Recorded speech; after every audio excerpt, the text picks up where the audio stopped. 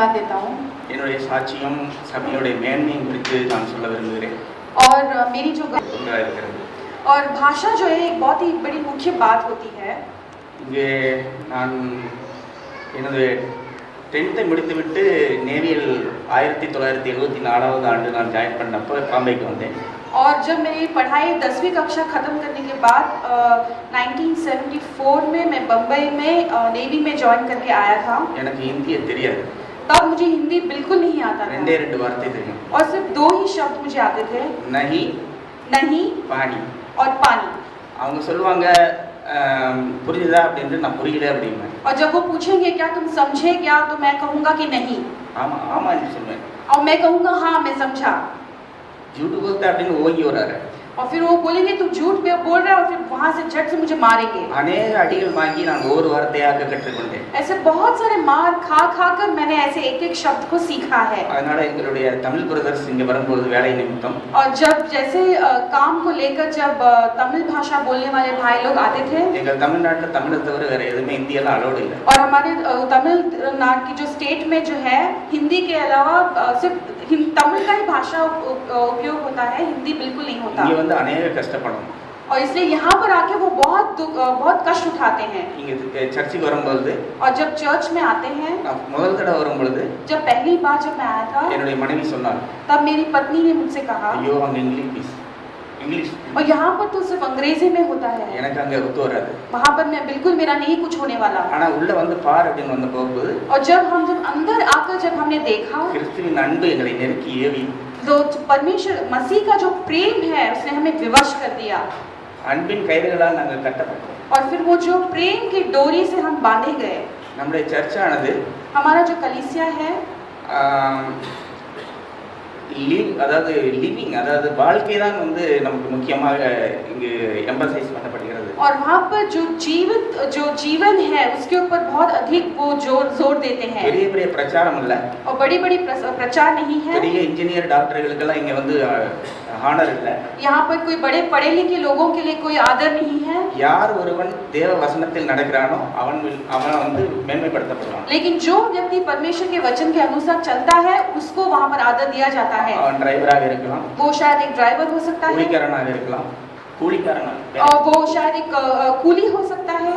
அவர் வந்து ஆண்டவரால் நடத்தப்பட்டு பரிசுத்த ஆவியினால் நடத்தப்படுவாரால் அவர் மதிக்கப்படுவார். और यदि वो परमेश्वर से और पवित्र आत्मा से चलाए जाते हैं तो जरूर उनका वहाँ पर आदर होता है। ஜான் பிரதர் சொல்லும் பொழுது, और जैसे ब्रदर जॉन बताए थे, என்னுடைய பிள்ளைகள் தன்னுடைய சத்தியத்திலே நடக்கிறது நான் கண்டு ரொம்ப மகிழ்ச்சி அடைகிறேன். और जब मैंने मेरे बच्चों को सच्चाई में चलते हुए देखकर मुझे बहुत खुशी होता है। அதான் நம்முடைய சபையுடைய எல்லாருடைய ஒரு ஆணித்தரமான ஒரு விசுவாசமா இருக்கு, நடக்க வேண்டும். और ऐसा ही कुछ हमारे कलीसिया के सभी लोगों को एक विश्वास होना चाहिए। நான் முந்தைய நடத்தை எல்லாம் என்னை கேள்விப்பட்டபோது முன் வாழ்க்கை என்னுடைய और जब मेरे बीते हुए दिनों को जब मैं सोचता हूँ, அப்படியே காட்டுல எரிய வேண்டியது வசனங்களை, और तब जो है वचन को मैं ऐसे ही हवा में उड़ा देता था। பிரதர் நீங்க கை கொள்றீங்களா அவங்க கேட்டாங்க, और तब वो बोलते थे क्या तुम इन वचनों का पालन करते हो? பிரதர் நீங்க இயேசுவை பாருங்க அப்படின்னு சொல்லிடுவோம். और तब हम बोलेंगे कि तुम हमें मत देखो, तुम यीशु की ओर देखो।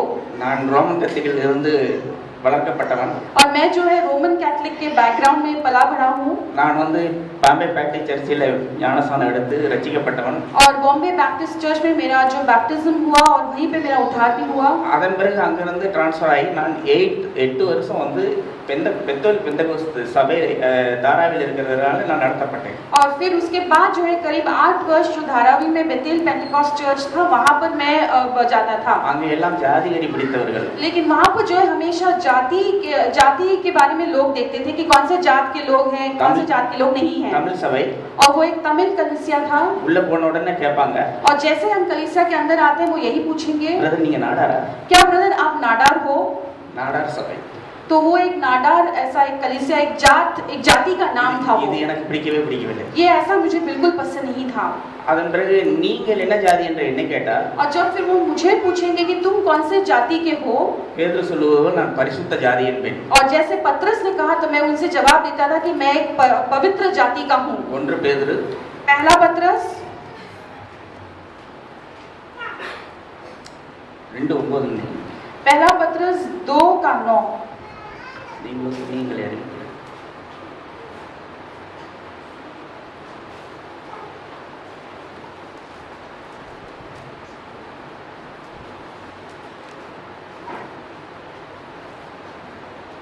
पहला पत्रस 2:9 पर तुम एक चुना हुआ वंश और एक राजधानी याजकों का समाज और पवित्र लोग और परमेश्वर की निज प्रजा हो।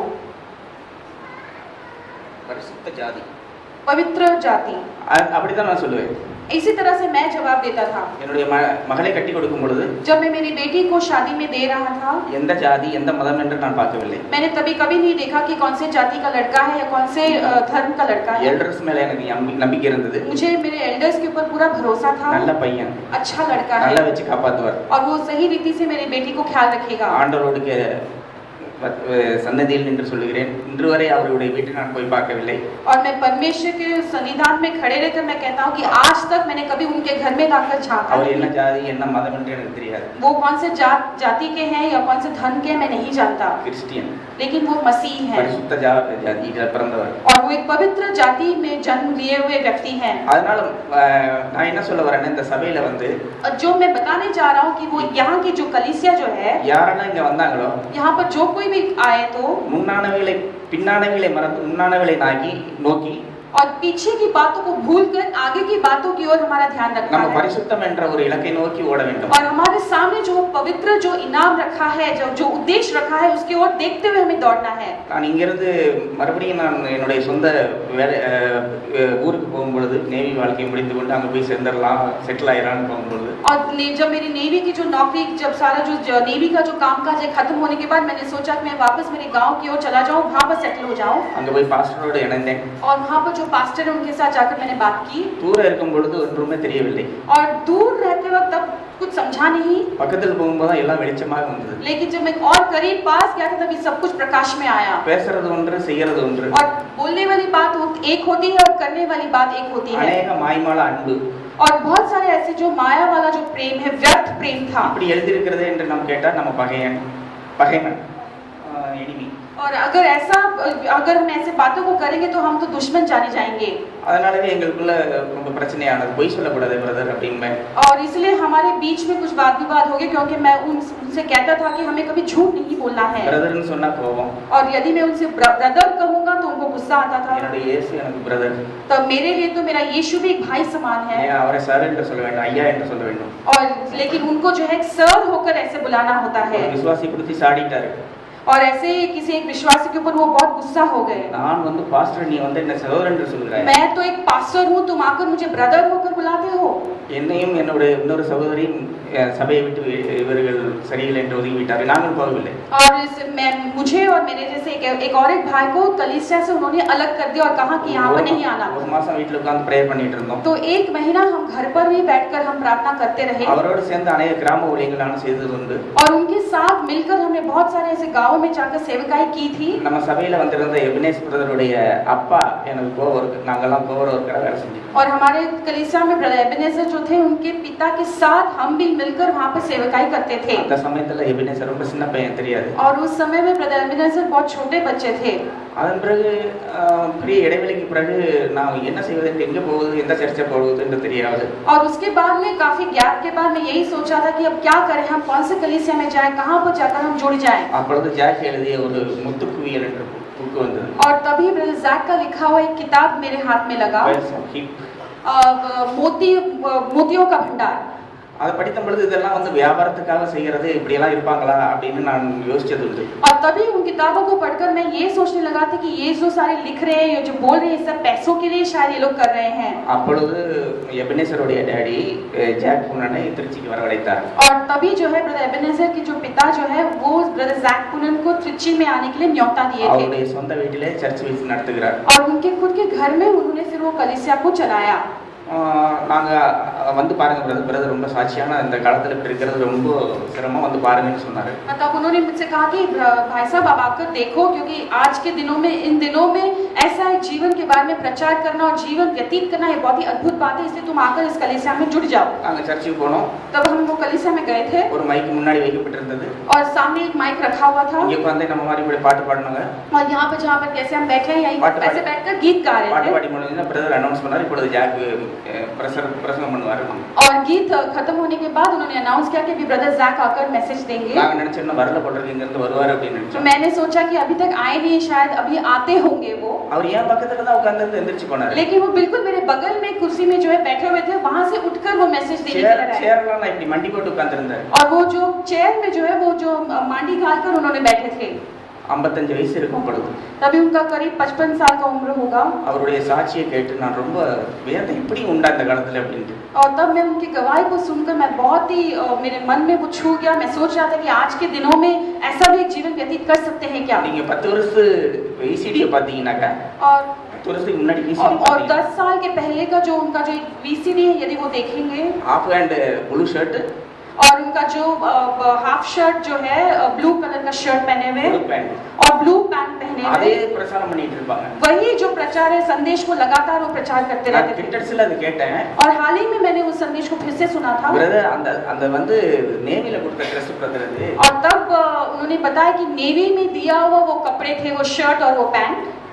அது போட்டுட்டு अनेகம் ஊழியம் अनेக இடத்துக்கு போவாங்க. और उसी शर्ट और पैंट को पहने हुए बहुत सारे जगह में जाकर उन्होंने बहुत सारी सेवकाएं की थी। நேவில 10 Dress உண்டு. 1 to 10 Dress உண்டு. और नेवी में जो है 1 से 10 ऐसे 10 यूनिफॉर्म मिलते थे हमें। 10वां Dress வந்து யூனிஃபார்ம் அது. और वो जो उनके पास था वो उनका 10वां यूनिफॉर्म था। Navy for uniform. और नेवी का यूनिफॉर्म था। Navy for uniform. Navy for uniform. அதனால பெரிய ஒரு சாட்சி அது. इसलिए ये बहुत ही बड़ा गवाही है। பொழுது பிள்ளைகள் பெரிதாகி விட்டார்கள். அவர் வாழ்ந்த ஒரு அந்த பட்டத்துக்குள் கொஞ்சம் ஆசீர்வாதம், அதனால பிரதர் இப்படி பார்க்க முடியாது. முன்னாடி எல்லாம் அப்படி பார்க்கவே முடியாது. और अभी जो है बच्चे बड़े हो गए, परमेश्वर ने आशीष दिया, इसलिए आजकल जो है हमें वैसे वस्त्र में हम नहीं देखते हैं।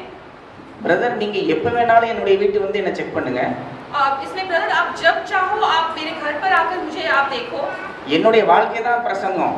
मेरा जो जीवन है वो एक संदेश है। நான் தனியா ஒண்ணு வந்து ப்ரிப்பேர் பண்றதால இல்ல, என்னுடைய வாழ்க்கை பிரசங்கம். मैं अलग से जाकर प्रचार करने के लिए कोई तैयारी नहीं करता। मेरा जो जीवन बिताता हूँ वही एक संदेश के समान है। இந்த மாதிரி யாருக்குமே தைரியம் வராது சொல்றதுக்கு. ऐसा बोलने के लिए किसी को भी साधारण से धैर्य नहीं आएगा। இயேசு சொன்னாரு, यीशु ने कहा வந்து பாரு. तुम आकर देखो। பவுல் சொன்னாரு, पौलुस ने कहा வந்து பாருங்க. तुम आकर देखो। பிரதர் சொல்றாங்க, और ब्रदर जैक कहते हैं வந்து பாருங்க. तुम आकर देखो। அவரை பின்பற்றுகிற சகோதரர்கள் சொல்கிறார்கள், और வந்து பாருங்க. उनके पीछे हो लिए जो भाई लोग हैं वो भी कहते हैं कि तुम आकर देखो। என்னிடத்தில் பாவம் உண்டு என்றால் அதுல if I know sin in my life, यदि मैं कहूँ कि मुझ में कोई पाप नहीं है, சத்தியம் என்னில் நிலை பெறாது. तब मेरे में कोई सत्य बात नहीं है। பாவம் என்னிடத்தில் இருந்தால் தேவன் இடத்தில் கிட்ட சேர மாட்டார். लेकिन यदि कुछ मेरे अंदर पाप वास करता है तो परमेश्वर मेरे करीब नहीं है। பாவம் வரும் பொழுது வேதம் தூரமாகிறது. और जब पाप मेरे अंदर वास करता है तो परमेश्वर का वचन मुझसे दूर हो जाता है। வேதம் என்னிடத்தில் வரும் பொழுது பாவம் தூரமாகிறது. लेकिन परमेश्वर का वचन जब मेरे पास आता है, करीब आता है, तो पाप दूर हो जाता है। அடிக்கடி பிரதர் ஒரு எக்ஸாம்பிள் சொல்லுவாங்க. और हमेशा लगातार ब्रदर जो है एक उदाहरण देते हैं। இந்த டியூப்ல 2 வயர் இருக்கு.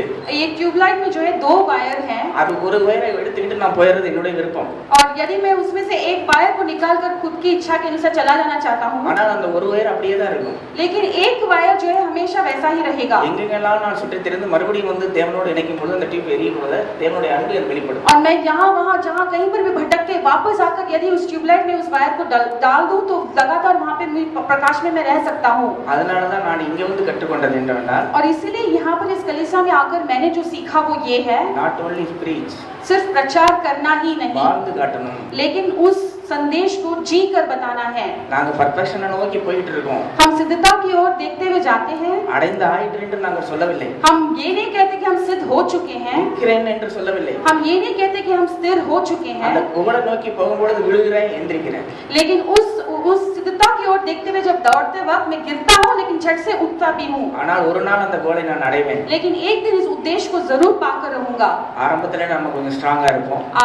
आदि में शुरू में हम बहुत बलवंत होंगे, வளர வளர लेकिन जैसे हम बढ़ते जाते हैं, மகிமையின் மேல் மகிமையை அடைந்து जैसे महिमा से बढ़कर महिमा हम पाते हैं, ஒரு நாள் தேவனுடைய சாயலை நான் தரித்துக் கொள்வேன் என்ற ஒரு நம்பிக்கை, और एक दिन मैं परमेश्वर की उस समानता में बन जाऊंगा, ऐसा एक विश्वास है। நம்ம யாரும் மார்த்தட்டுறது இல்ல, நான் அடைந்துட்டேன் முடிச்சிட்டேன் அப்படின்னு சொல்றது இல்ல। हम किसी को नीचा दिखाने के लिए नहीं कहते, हम कभी नहीं कहते कि हमने उस सिद्धता को पहले से पा लिया है। பிரதர் விழுறேன் எந்திரிக்கிறேன் பிரதர், हम नीचे गिरते हैं लेकिन झट से उठ भी जाते हैं, ஆண்டவருடைய கிரேஸ்ல நான் பிழைச்சிருக்கிறேன் பிரதர், और परमेश्वर के अनुग्रह से हमने उठ खड़े हुए हैं ब्रदर। அதான் நம்மளுடைய ஒவ்வொரு பிரதருடைய எக்ஸாம்பிள் இந்த சபையில, और ये हमारे कलीसिया के हर एक भाई का जो है एक उदाहरण है। இந்த சபையில என்ன கிடைக்கும் அப்படின்னு வருவாங்க சில பேர், और यहाँ पर बहुत सारे लोग ऐसे आएंगे कि ये कलीसिया में जुट जाने से हमें क्या मिलेगा, வந்து நோட்டம் விடுவாங்க, நோட்டம்னா சர்ச் பண்ணுவாங்க, और आकर वो ऐसे देखेंगे, ऑब्जर्व करेंगे। சில பேர் சில குற்றத்தை கண்டுபிடிப்பாங்க, कई लोग आकर दूसरों को गलतियां खामियां இது निकालेंगे, சரியில்லை அது சரியில்லைம்பாங்க, ये सही नहीं है, वो सही नहीं है। எல்லாம் நல்லா இருக்கிறாங்க, நாங்க தான் நல்லா இல்லை, எங்களுக்கு எந்த ஒரு உதவியுமே கிடைக்கல அப்படிம்பாங்க। और कई लोग ऐसे कहेंगे सभी लोग अच्छे हैं, हमारे साथ ही ऐसे सारे दुर्भाग्य हुआ है, कैसे ऐसे होगा, இங்க யாரும் மதம் பண்ணல அப்படிம்பாங்க। और बोलेंगे कि हमें तो कोई भी मदद नहीं करता है। கொஞ்ச நாள் இருந்துட்டு வெளியில போயிடுவாங்க, थोड़े दिन रहकर फिर वो चले जाएंगे। நம்முடைய சபை நியமமே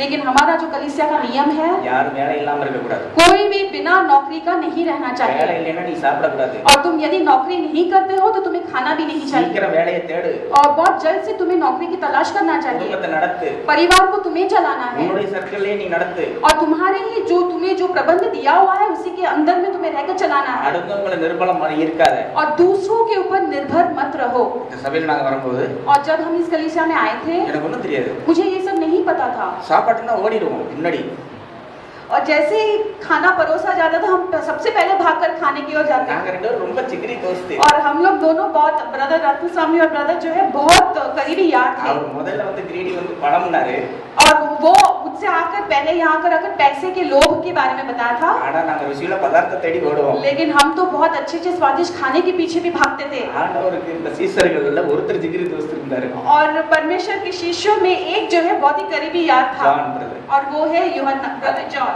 ब्रदर जॉन।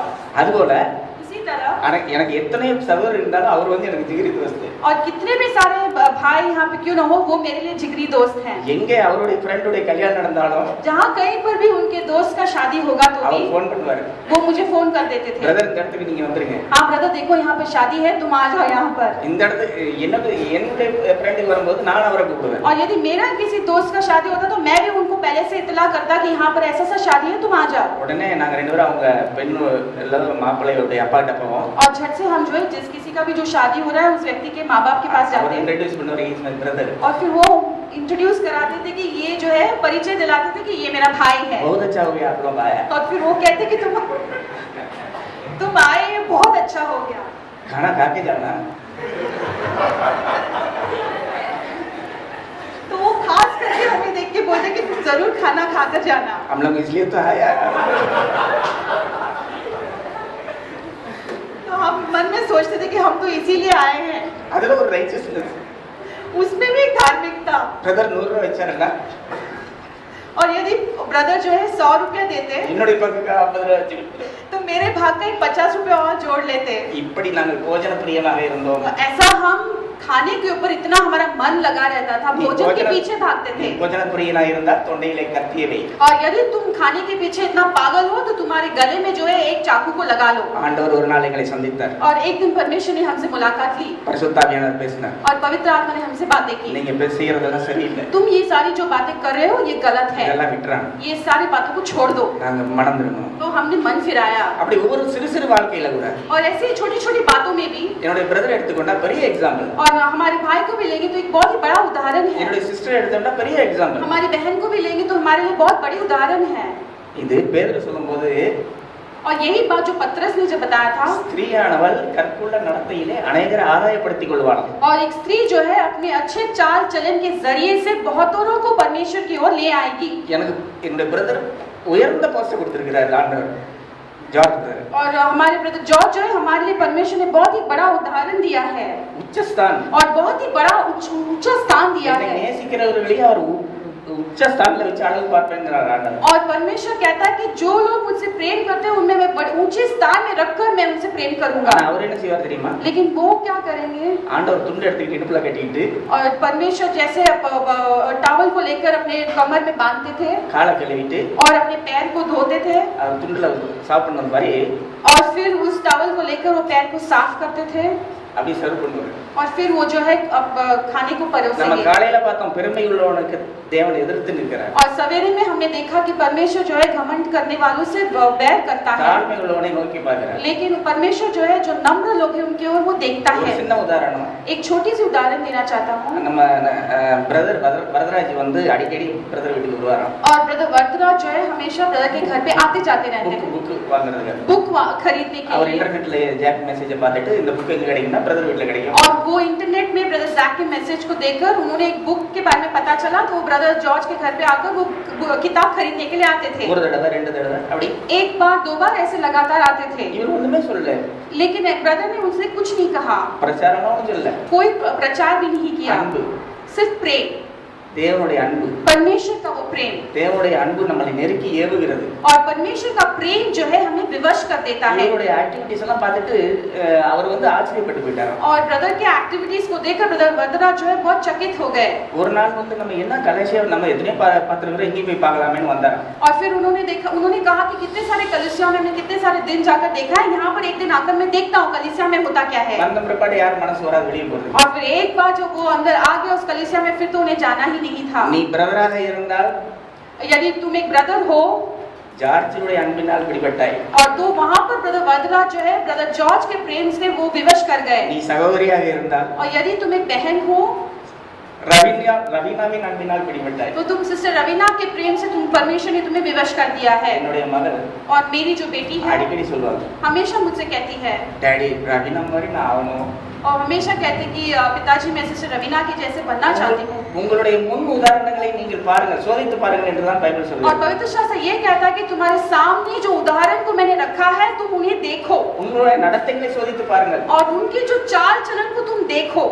ரவீனா மாதிரி ஆகிறது ரைட்டுமா, और तुम रवीना सिस्टर के जैसे बनना तो चाहते हो, ये अच्छा है, சாத் சாத் ஆண்டவருடைய சுபாவத்தோட சேர்ந்து அவங்க நல்லா இருக்குங்களா? लेकिन साथ साथ में परमेश्वर के सभा में बनते हुए उनके जैसा बनना ये ठीक நம்ம रहेगा। சபையில हमारी कलीसिया में அநேக ஜார்ஜிகள், बहुत सारे ब्रदर जॉर्ज हैं, அநேக சிஸ்டர் ரவீனா बहुत सारी सिस्टर அப்படி रवीना, ஆக வேண்டும். ऐसा होना இந்த चाहिए। வயசு கல்யாணம் ஆகிட்டா நான் ஃபாதர் ஸ்பிரிச்சுவல் ஃபாதர் ஆகணும்னு நான் விரும்புறது, யாரும் விரும்புறது இல்லை. और ऐसा कोई नहीं कहेगा कि मैं बुढ़ापे में एक स्पिरिचुअल फादर होऊंगा या आत्मिक पिता होगा, ऐसा कभी नहीं सिर्फ होता। इसलिए। छोटे सी उम्र में ही அப்பையில இருந்து ஸ்பிரிச்சுவல் ஃபாதர் ஆகலாம். और छोटी सी उम्र में ही हम एक आत्मिक पिता बन सकते ஒருத்தர் हैं। ஒருத்தர் கன்சர்ன் एक दूसरे के लिए हमें लगाव रहना या चिंता रखना அவங்க லெவல்ல.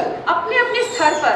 எனக்கு பிரியா சின்ன வயசுல இருந்து பிரியாவை தெரியும். और मैं प्रिया जब छोटी सी बच्ची थी तब से मैं उसे जानता हूँ। அவருடைய வளர்ச்சிக்கு புரியும் போது எனக்கு ஆண்டவருக்கு மகிமை செலுத்துகிறேன். और मैं जिस तरह से उस बच्ची को बढ़ाया गया जब देखता हूँ तो मैं परमेश्वर को महिमा எல்லாத்தையும் देता हूँ। விசாரிப்பாங்க, और எல்லாத்தையும் விசாரிப்பாங்க. और सभी लोगों से जाकर वो पूछताछ करेंगे ஒவ்வொரு குடும்பத்துக்கு அப்ப எப்படி இருக்காங்க, அவங்க எப்படி, இவங்க எப்படின்னு. और हर एक परिवार के बारे में उनको परवाह रहेगा, ख्याल रहेगा कि ये कैसे है, वो परिवार कैसा है। விளையும் பயிர் முனையிலே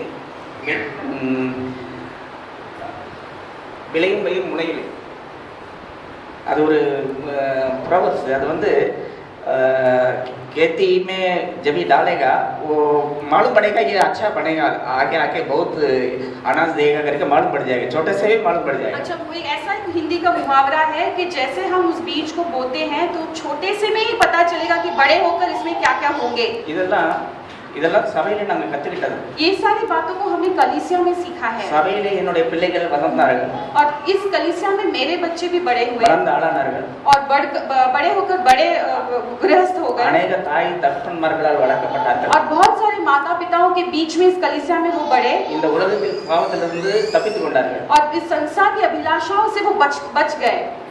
எல்லாம் காலேஜ் பண்ண பிற்பாடு எல்லாம் அப்படி வரணும் இப்படி வரணும்னு ஆசைப்படுவாங்க. நீ என்ன இப்படி வந்து ட்ரெஸ் போட்டுட்டு வரேன்னு என் மௌலவி சொல்லுவாங்க. और जब ये लोग जब कॉलेज जाते थे मेरे बच्चे, तो बहुत सारे बच्चे जो संसारिक रीति से वो कपड़े पहनते थे, और जब मेरी बेटी कॉलेज जाती थी तो उसके जो दोस्त थे उससे वो पूछते थे कि तू कैसे ऐसे कपड़े पहनकर कॉलेज आती है। இது என்ன ஃபேஷன் ட்ரெஸ்? அது நீ வந்து டிகிரியா படிக்கிற, காலேஜுக்கு எதுக்கு வர, சும்மா ஜவாலியா அப்படி பண்ணணும். और तो वो उसके जो दोस्त थे मेरी बेटी से कहते थे तुम किस तरह के कपड़े पहनकर कॉलेज में आती हो, तुम क्या कॉलेज में आ रही हो क्या कहाँ जा रही हो, यहाँ पर यदि आना है तो बहुत फैशनेबल कपड़े पहनना होता है। लेकिन मेरी बेटी जो है कलीसिया में जो सीख मिली उसी के अनुसार वो चली। கர்த்தருடைய சரீரம் और परमेश्वर का जो देह है जो शरीर है அதை வேசியின் சபையுமா ஆக்கக்கூடாது। और उस शरीर को एक वेश्या के रूप में नहीं बदलना चाहिए। अनेकரை டெம்ப்டேஷன் படுத்துற மாதிரி கपड़ा போடக்கூடாது। और जिस तरह से लोग हमें लुभाते हैं उस तरह के कपड़ों को हमें नहीं पहनना है। இதுவரை சுடிதார் போட்டு போ और यहाँ पूरे हाथ को ढके हुए கவர் பண்ணிட்டு போ अपने पूरे शरीर को ढके हुए कपड़ों में वो कॉलेज जाती थी।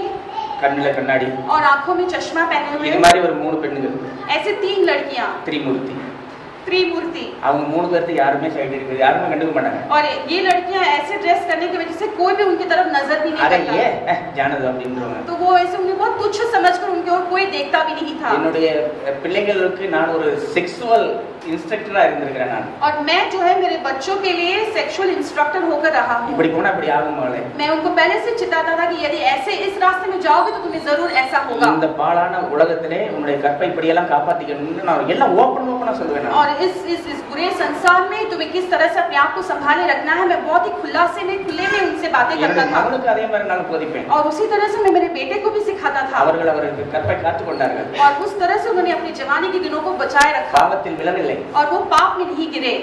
सत्यத்திலே நடக்க சபை உதவி செய்தது। और उस सत्य में चलने के लिए कलीसिया ने मदद किया। अभी नहीं पहनेगा तो कभी पहनेगा। तो अभी कपड़े इस तरह के कपड़े अभी हम फैशन के नहीं पहनेंगे तो फिर कभी पहनेंगे। கர்த்தருடைய சரீரம் अभी இப்ப காட்டலனா எப்ப காட்டுவீங்க? तो ये परमेश्वर का शरीर है, उस परमेश्वर के शरीर के देह को अब हम नहीं संभालेंगे तो कब संभालेंगे?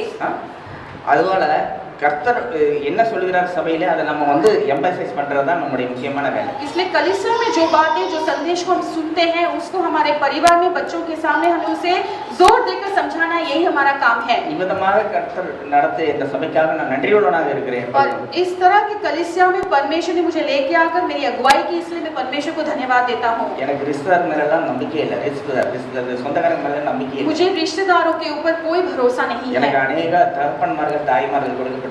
और परमेश्वर ने इस कलीसिया में मेरे लिए बहुत सारे माता और पिता को दिया है। ஆவிக்குரிய தகப்பன்கள், आत्मिक पिता, ஆவிக்குரிய मदर अम्माक्கள் और आत्मिक माता, சகோதர சகோதரிகள் और आत्मिक भाई और बहन, மகள்கள், बेटियां। அப்படி எனக்கு கவலையே இல்ல। इसलिए मुझे कोई चिंता नहीं। இந்த அன்பு மாயமற்ற அன்பு। और ये जो प्रेम है इसमें कोई व्यर्थ बात नहीं है।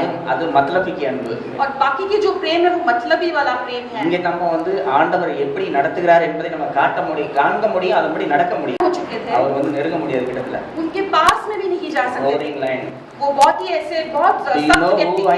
அப்படிம்பாரு। वो पूछते हैं यदि किसी उनके पास जाएंगे तो वो पूछेंगे तुम जानते हो क्या मैं कौन हूँ? ஆனா நல்ல மனுஷன், लेकिन अच्छे व्यक्ति हैं நல்லா கவனிச்சுவார்। और पेशेंस को अच्छा संभाल लेते அந்த थे। ரெपुटेशन அந்த கௌரவம் எல்லாம் அவருக்கு ரொம்ப இருக்கு। लेकिन वो जो सम्मान और वो जो रुतबा है उसमें उनको आदर का बहुत आदत हो चुका था। ரிட்டையர் ஆன பிறகு जब उनका रिटायरमेंट हो गया சூட்டபிளான யாருன்னு பார்த்தாங்க கவர்மெண்ட்। और वहाँ के जो सरकारी वो जो लोग हैं वो देख रहे थे कि ये व्यक्ति जो रिटायर हो गया इसके जगह में किसको हम लाएं अभी। இவரை தூக்கி அங்க வச்சிட்டாங்க। और ब्रदर जॉर्ज தூக்கி அங்க வச்சிட்டாங்க। ब्रदर जॉर्ज को लेकर फिर उस जगह में उन्होंने नियुक्त कर लिया। इनमें सेंट्रल पाए वाले कवड़िए अभी सेंट्रल लाइन में जब कभी मैं वहाँ पे जाता हूँ तो मुझे कोई चिंता नहीं है। நான் இந்த போஸ்ட்ல இருக்கிறேனே அப்படின்னு கொஞ்சம் கூட அவருக்கு ஒரு இதே இல்லை। ஏன்னா இவர் வந்து காட்லி। और इसलिए क्योंकि हमारे ब्रदर जो है कभी ऐसे वो घमंड नहीं करते कि मैं ऐसे पोस्ट में हूँ, तुम जानते हो क्या मैं कौन हूँ। और வந்து வேர்ல்டி। लेकिन क्योंकि हमारे ब्रदर जो है वो परमेश्वर के चलाए चलते हैं और वो जो पहले वो वहाँ पे थे वो व्यक्ति वो संसार के चलाए हुए थे। साक्षी जहाँ कहीं पर भी हो वो गवाही बनकर जीते हैं।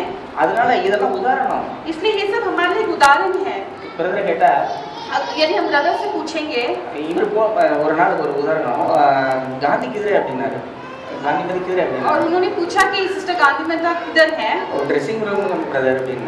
तो मैंने कहा कि वो ड्रेसिंग रूम में है। I want to see the room அப்படிட்டு ஒரு டகடக கீழ இறங்கி வந்தார்। और वो फटाक से लगातार झट से बोले कि मैं उनके घाव को देखना चाहता हूं, इसलिए झट से नीचे आ गए। அவர் ட்ரெஸ்ஸிங் பண்ணிட்டு இருந்தவர் யார் வராரு அப்படின்னு கேட்டாரு। और जो व्यक्ति सिस्टर को ड्रेसिंग करा रहे थे, घाव को वो ड्रेस करा रहे थे, तो उन्होंने पूछा कि कौन आ रहा है अभी देखने के लिए? डायरेक्टर आ रहा है।